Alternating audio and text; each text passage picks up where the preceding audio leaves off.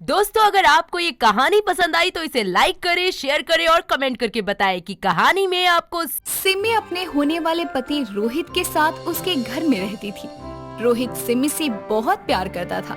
ऐसे ही एक शाम सिमी अपने पहले दो पति के साथ सोफे पर बैठी होती है और तभी उसकी होने वाली सास हेमा और उसका होने वाला पति रोहित वहाँ आते हैं और रोहित बोलता है, सिम्मी, कब तक तुम अपने तीसरे पति के ना मिलने से मुझसे शादी नहीं करोगी? जब तक मेरी तीसरी शादी नहीं होगी तब तक मैं आपसे शादी नहीं कर सकती। सही तो बोल रही है ये। जब तक ये तीसरी शादी नहीं करेगी तब तक तुझसे शादी ना करे तो ही ठीक है।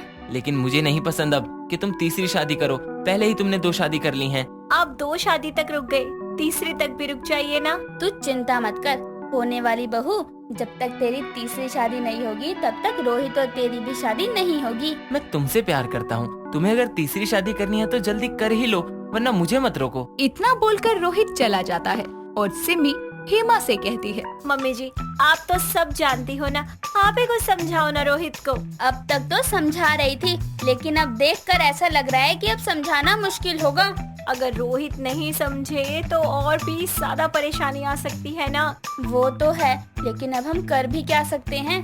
अच्छा मम्मी जी, मैं जानू को थोड़ा सा दूध पिलाकर और बाबू को थोड़ा सा पानी पिलाकर आती हूँ। ठीक है, तब तक मैं बाकी के काम कर लेती हूँ। इतना बोलकर हेमा भी वहाँ से चली जाती है और सिमी अपने पहले और दूसरे पति के पास जाकर कहती है, बाबू जानू, तुम दोनों तो समझ रहे हो ना, मैं अभी क्यों नहीं कर सकती रोहित जी से शादी। अगर उन्हें कुछ हो गया तो मेरा क्या होगा। इतना बोलकर सिमी अपने दोनों पतियों को लेकर अपने कमरे में चली जाती है और कई दिनों तक ऐसे ही चलता है। बहुत दिनों बाद जब सिमी की सहेली निभा उसके घर आती है तो सिमी निभा को देखकर बहुत खुश होती है और उससे बोलती है, अच्छा हुआ तू आ गई, मैं आने ही वाली थी तेरे घर। बस बस रहने दे, तू और मेरे घर आएगी, सपना ही रह गया ये तो। चल ये सब छोड़ और बता, कैसी है। मैं ठीक हूँ, तू बता कैसी है। तू रोहित से बिना शादी किए उसके घर में कैसे रह रही है। क्या बताऊँ यार, तुझे तो पता ही है, माँ के जाने के बाद सिर्फ रोहित ही है मेरे पास और उनसे शादी तब तक नहीं कर सकती जब तक तीसरे पति से मेरी शादी नहीं हो जाती। तब तक मैं अपने बाकी के 2 पतियों को भी छोड़ नहीं सकती। तीसरा पति मतलब क्या है तेरा, और 2 पति कौन हैं? सिमी के कुछ कहने से पहले अंदर से हेमा आती है और दोनों की बातें सुनकर कहती है, सिमी मांगलिक है और जब तक ये अपना दोष नहीं हटाएगी तब तक रोहित से शादी नहीं कर सकती। हाँ, बस ये दोष हटाने के लिए ही पंडित जी के कहे अनुसार चल रही हूँ। पर ऐसा कैसा दोष है इस पर? पंडित जी के अनुसार सिमी की पहली शादी पौधे से करवानी थी, दूसरी शादी कुत्ते से और अब तीसरी शादी बिना सींग वाले सांड से करवानी थी। 2 शादी तो हो गई, लेकिन तीसरी शादी के लिए बिना सींग वाला सांड नहीं मिल रहा। आप दोनों भी ना ये अंधविश्वास के चक्कर में पड़कर दोनों की शादी नहीं करवा रहे हो। अगर हम तेरी बात सुनकर शादी कर भी ले और मेरी मांगलिक कुंडली की वजह से कुछ हो जाए तो इसकी जिम्मेदारी कौन लेगा। बोलना आसान होता है, मैं तो वैसे भी सिमी को इतना पसंद करती हूँ, बस मांगलिक कुंडली की वजह से रुकी हुई हूँ। लेकिन मांगलिक कुंडली, दोष, ये सब कुछ नहीं है, ये सब हमारे दिमाग का वहम है बस। वहम ही सही, लेकिन मैं रोहित जी की जान के साथ जरा सा भी रिस्क नहीं ले सकती। सही बोल रही है सिमी। ठीक है, लेकिन मैं तो अब भी यही कहूँगी कि आप लोग अंधविश्वास में आकर गलत कर रहे हो। यार, अब तू नहीं समझेगी तो कोई क्या ही समझेगा। बेटा, मैं जानती हूँ तुम पढ़े लिखे लोग हो, लेकिन ये मांगलिक दोष नाम की भी कुछ चीजें होती हैं। अगर हम इसके लिए कुछ उपाय कर रहे हैं तो वो भी गलत नहीं है। ठीक है आंटी जी, जैसा आप लोगों को ठीक लगे। इतना बोलकर निभा वहाँ से चली जाती है और कई दिनों तक भी सिमी की तीसरी शादी के लिए कोई एक सींग वाला सांड नहीं मिलता।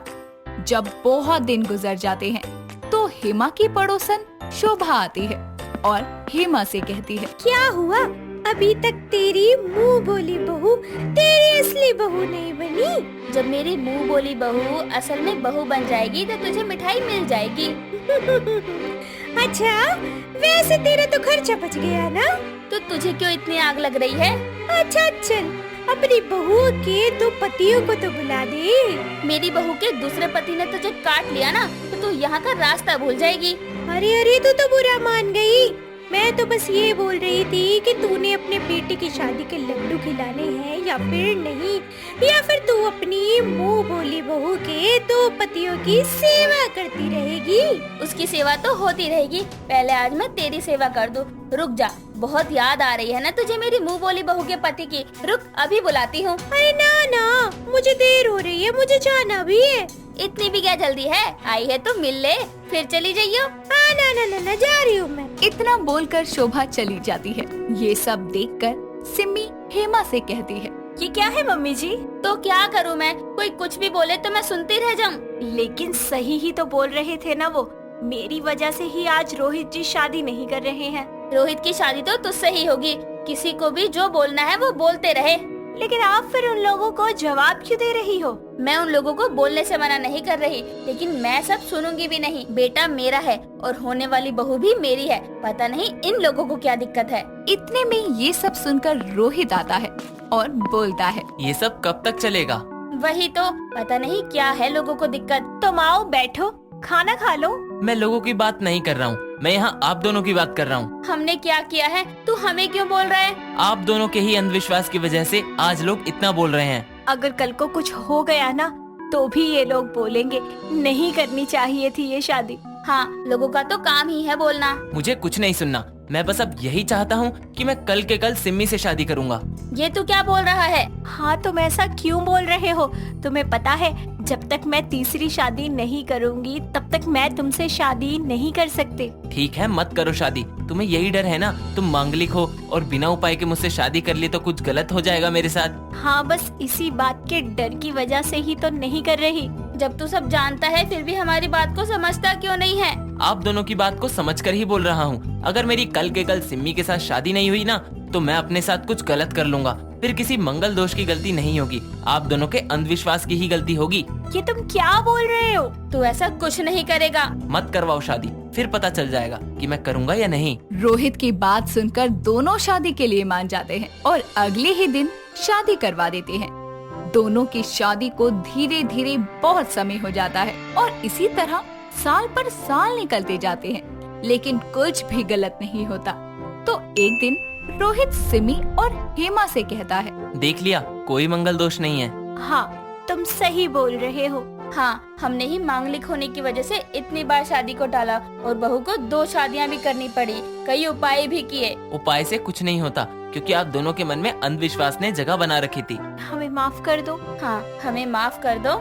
कोई बात नहीं। दोनों को रोहित की बात समझ आती है, जिसके बाद सिमी अपने पौधे और कुत्ते और रोहित 3 पतियों के साथ आराम से बिना किसी डर के जीवन बिताती है। माय लॉर्ड, आपके सामने जो व्यक्ति खड़ा है भोला सा चेहरा लेकर, सभी को ऐसा लगता है कि ये निर्दोष है, लेकिन ऐसा नहीं है क्योंकि हर इंसान एक जैसा नहीं होता। मोहतरमा, आप मेरे क्लाइंट की बेइज्जती कर रही हैं या तारीफ?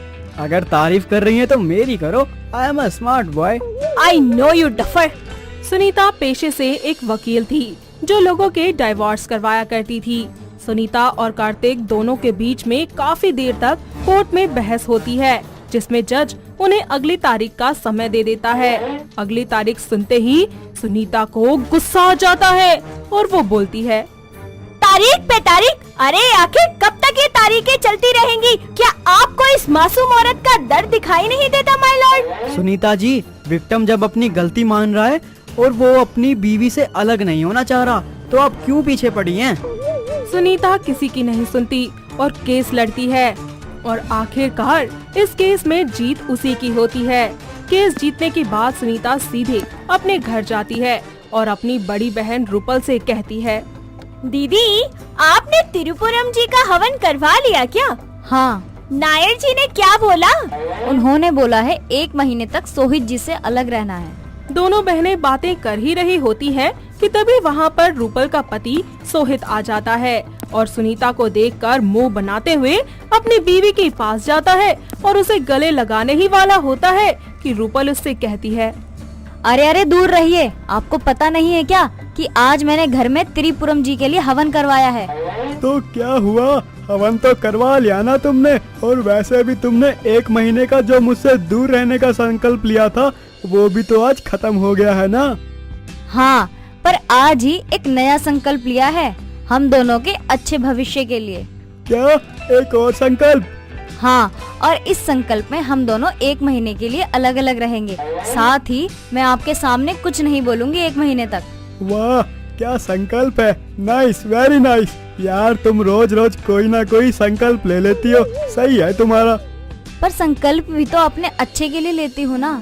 अपनी बीवी की बात सुनकर सोहित अपने कमरे में चला जाता है और वहाँ जाकर अपने दोस्त कार्तिक को फोन करके बोलता है, भाई तेरे भाई की जिंदगी बर्बाद हो गई।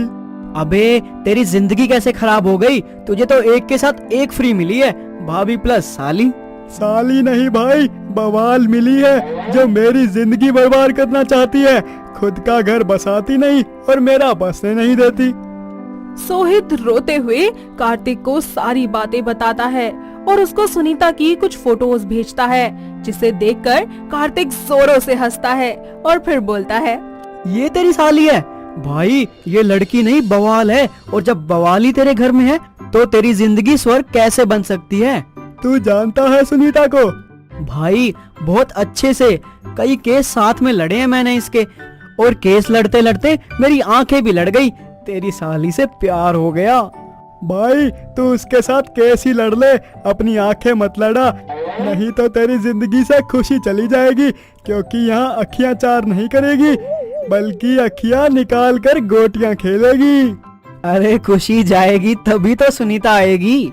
कार्तिक अपने दोस्त का फोन काट देता है और अगले दिन सुबह सुबह उसके घर आ जाता है। घर आकर दरवाजे पर खड़ा होकर सुनीता को देखकर बोलता है, नमस्ते भाभी जी।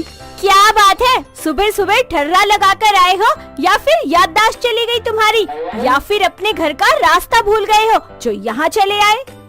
एक दूसरे के सामने आकर दोनों अपनी अपनी बातों से एक दूसरे पर गोलियां चला ही रहे होते हैं कि तभी सोहित बोलता है, भाई भाई ये मेरी साली है। तेरी भाभी उधर मंदिर में त्रिपुरम की श्रद्धा में लीन है। कभी कभी उसकी साथ में श्रद्धा देखकर दिल करता है कि मैं अपने लिए कोई श्रद्धा ढूंढ लूं। क्यों, आपको मेरी दीदी अच्छी नहीं लगती? मुझे तुम्हारी दीदी तो बहुत पसंद है, पर तुम नहीं। क्या बोला आपने? थोड़ा तेज बोलना। मैंने बोला मुझे तुम्हारी दीदी बहुत पसंद है और बस उसी के लिए बना हूँ। जैसे उसकी त्रिपुरम में सच्ची श्रद्धा है, वैसे ही मेरी उसकी आस्था में। इतना बोलकर वो अपने दोस्त को अंदर ले जाता है और रूपल अपने पति की ये बात सुनकर बहुत ही खुश हो जाती है। साथ ही अपनी बहन से कहती है, सुनीता देखा तूने कि वो मुझसे कितना प्यार करते हैं। ये सब कुछ त्रिपुरम जी की वजह से हुआ है। जब वो तरक्की के आसमान को छू लेंगे तब मैं उनके साथ त्रिपुरम जाऊंगी भगवान जी के दर्शन करने के लिए।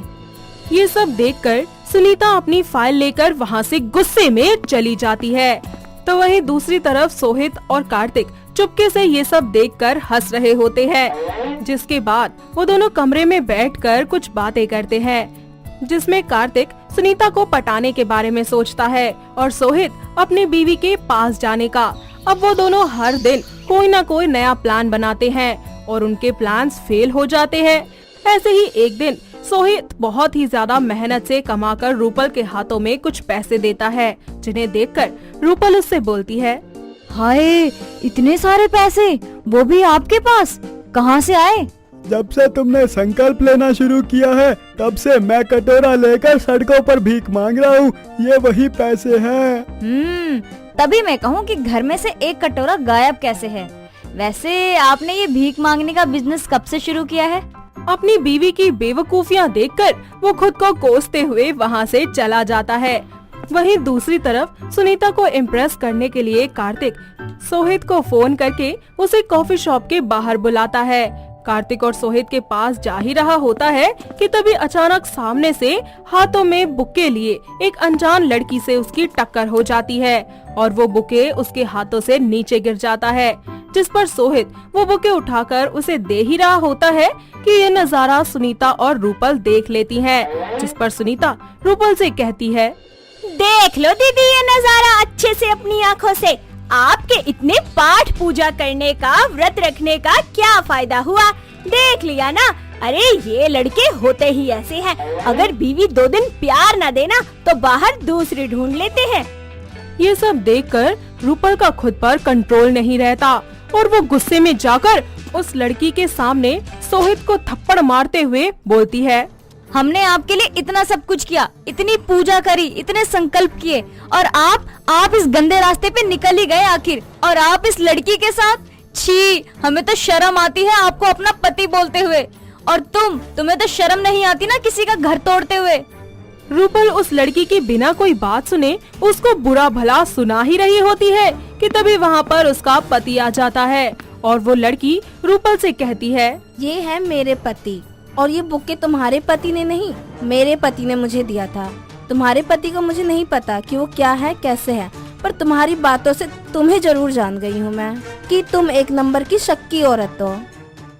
इतना बोलकर वो लड़की अपने पति के साथ वहाँ से चली जाती है। तो वहीं ये सारा सीन जो है वो कार्तिक देख लेता है, जिस पर वो सुनीता के पास जाकर उससे बोलता है, तुम ना तो कभी खुद का घर बसा सकी और ना ही कभी किसी का बसने दोगी। ये सब जानने के बाद भी मुझे तुमसे प्यार था और सोहित ने तुम्हें अपने घर में रखा था, पर तुम तो किसी के प्यार के लायक ही नहीं हो। जो लड़की अपनी बहन का घर ना बसने दे वो कभी किसी का भला नहीं कर सकती। ये सब देखकर सुनीता खुद की ही नजरों में गिर जाती है और उसे अपनी गलती का एहसास होता है, जिसके लिए वो दोनों बहनें उन दोनों लड़कों से माफी मांगती है। सोहित रूपल से बहुत प्यार करता है, इसीलिए वो एक बार उससे माफी मांगने पर ही उसे माफ कर देता है और रूपल के कहने पर सोहित सुनीता को भी माफ कर देता है, जिसके बाद वो सभी लोग एक साथ खुशी खुशी रहने लगते हैं। दोस्तों, अगर आपको ये कहानी पसंद आई तो इसे लाइक करें, शेयर करें और कमेंट करके बताएं कि कहानी में आपको सबसे अच्छा क्या लगा।